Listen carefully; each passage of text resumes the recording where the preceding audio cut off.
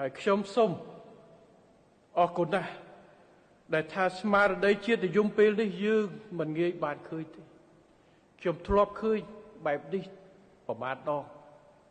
នៅពេលដែលខ្ញុំគិតថាអាចចាំបានទី1គឺពេលដែលយើងផ្ទុះអាវុធ2008 2011ទី2នៅពេលដែលយើងមូលគ្នារុញធ្វើប្រេជីហ្វូដនហើយឥឡូវទី3នេះដែលខ្ញុំឃើញគឺចលនាមូលមតិគ្នារបស់ប្រជាជាតិខ្មែរតែមូលបាទរាជរដ្ឋាភិបាលចាត់វិធានការឆ្លើយតប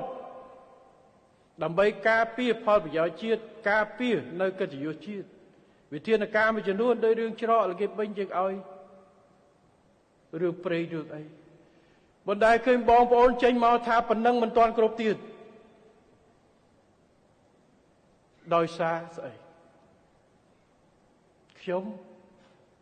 រាជរដ្ឋាភិបាលយើងមានការថ្លឹងថ្លែងនិងការចាត់វិធានការទិសដៅច្បាស់លាស់របស់យើង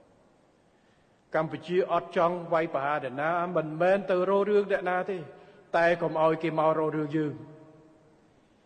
យើងអត់ធ្មត់ដើម្បីថែរក្សាស្ថិរភាពសន្តិភាពមិត្តភាពល្អរាប់ខែមកហើយ